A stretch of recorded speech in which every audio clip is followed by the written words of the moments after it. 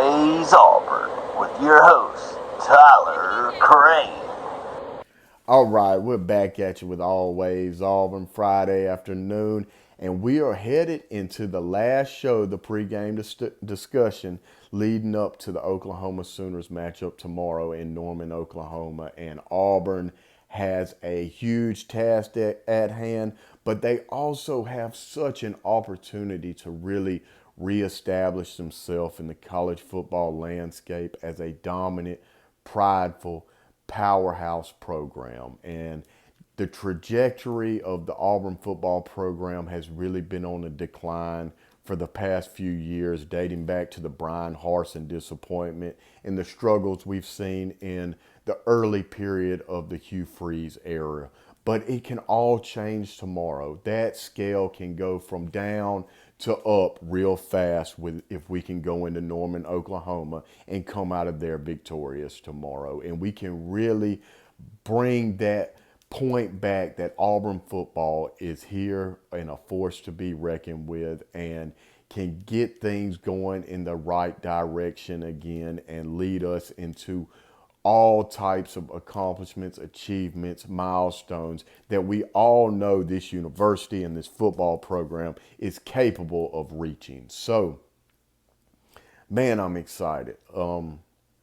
Headed into this game, we've talked about a lot. We've talked about John Mateer, the Oklahoma quarterback. We've talked about Brent Venables and the defense and what he's going to put on the field and the problems he's going to create for our offense. We've talked about the success that we've had with Jackson Arnold and Coach Freeze learning how to take what defenses are given. And also, we've addressed the concerns that we have on the defense. So I really think we have hit all ends of this matchup. And today I'm kind of just going to bring it all together and talk about what I expect and kind of what I hope Auburn goes in there ready to do. So first things first, the pregame, and I talked about this with the coaching staff and kind of what Coach Freeze addressed earlier this year with the emotional fall off.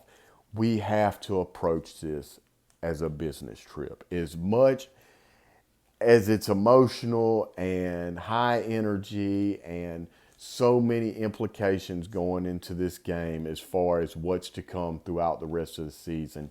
As players and as coaches, this has got to be a business trip. That has got to be a priority for the coaches to emphasize throughout the whole pregame process. And I hope that they've been doing that in the preparation throughout this week, which I believe they have.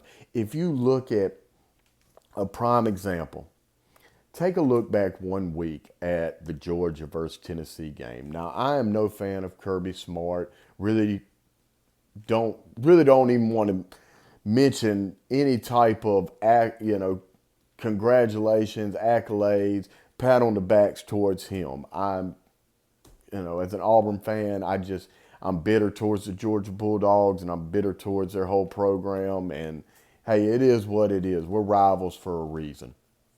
But all that to the side, you can still look to their success and dissect it and see why they were able to have this success. And so you look at last week's game, you look at Kirby and his approach towards going into a hostile environment, big game, big season implications on the line with this game. And you think about how he handled all that pressure and how it reflected in the way his team ultimately came out of that game. And you saw it. You saw the Georgia Bulldogs last week get hit in the mouth in every which way that they could. First half going down, couldn't dig themselves out of the hole, found a way to weather the storm, found a way to go into the half with confidence and came out the second half, looked good.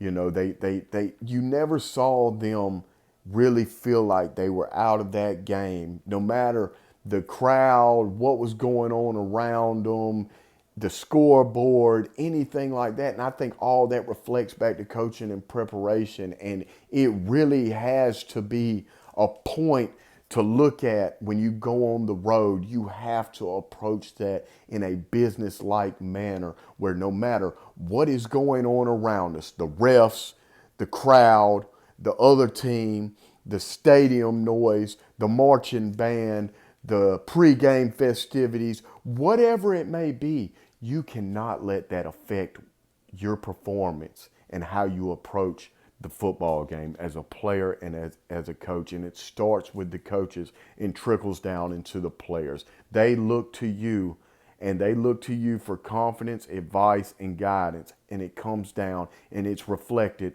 through how they perform on the field. And you saw that with the Georgia Bulldogs last week. Kirby was not shook up because of bad play calls. He was not shook up because of unfortunate mistakes that went on throughout that game. He kept his head in the game, and ensuingly his players were able to do the same thing, and they battled to the end of that game when it all looked bad, and they turned out to win that game because they stayed in it. So that you have got to do that when you go on the road in these big time games. It's a key to winning. You saw Nick Saban do it all those years at Alabama when he had all that success.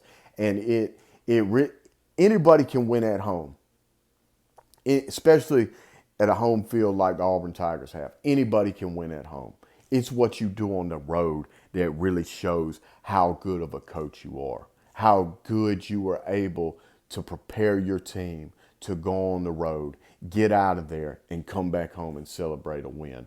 So this is not only, I talked about this being a prime opportunity for the fan base, for the program. This is also a prime opportunity for you, Coach Freeze, to show us, to earn that paycheck that they're putting in your pocket, that we can't, not only can we win at home, we can go win big games on the road, which is very hard to do in this league. So I'm expecting Coach Freeze to take those boys in there with a business-like attitude and approach this game as professionals. And I believe if he does so, we will walk out of there with a victory. I don't want to see Coach Freeze get too ahead of himself with the play calling.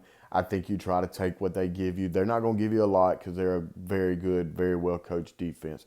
But you try to take what they give you, and you have to play outstanding defense, DJ Dirk. And that is the key to Auburn having success tomorrow, because they're going to play outstanding defense, and defense wins football games. So I'm going to leave y'all with a prediction. Like I said, I've talked X's and O's. I've talked defense. I've talked offense. I've talked all that throughout this week, and there's no need to be redundant on that. If you want to hear more about that, the videos are in the playlist. Go check them out. But I'm going to leave you with a score and a bold prediction. I'm never going to predict our Auburn Tigers to lose. It's just not in my blood. I can't do it. Some people can, and that's fine. That's fine. I just can't. I can't predict them to lose football games for whatever reason. I feel like every time I turn on that TV or every time I'm in Jordan-Hare Stadium and I'm watching those boys play football and they run out that tunnel, that they're good enough to win the football game. So my prediction for the football, and it's a bold one too. It is a bold one. But I think this game, I don't think 4 quarters is enough, to tell you the truth. I think it is going to be a defensive slugfest. I think offenses, both Mateer and Jackson Arnold, are going to struggle to move the ball. I think we answer the bell on defense as far as handling Mateer and bottling them up and throwing things at him that he hasn't seen so far this year. And I think our secondary players really respond to the adversity and the struggle that they faced so far this year and come out and play a lights out game. And I just don't think 4 quarters are enough.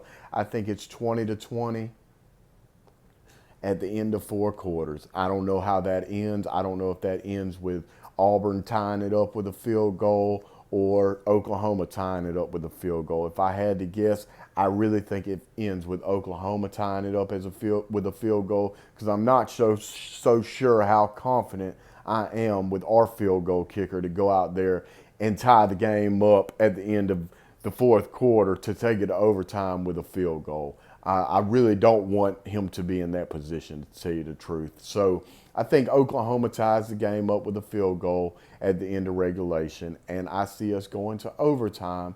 And I'm predicting your Auburn Tigers to come out of Norman, Oklahoma with a 27-20 victory. I think it ends in the first overtime. I think we score. I think we get the ball first in overtime, and I think we score. And I think defense wins games. I think we put our defense back on the field with a 27-20 lead, and it's do or die. And I think they answer the bell. We walk out of Norman, Oklahoma. They're rolling Toomer's corner back home. We welcome the boys back home, and we get ready for a great grand season where the trajectory of Auburn football gets reestablished from the downward trend to the upward trend, and the ceiling is just there. Sky's the limit. The sky is the limit after this win in Norman, Oklahoma. I'm talking about it. I'm manifesting it. I hope I'm right, and I'm going to leave y'all with that. If I'm smiling after the game and the post-game discussion Sunday, then that's a good sign, and I hope I am. So everybody enjoy the game. You heard my prediction here first, and we'll be back at you Sunday to talk about how it all unraveled. War Eagle.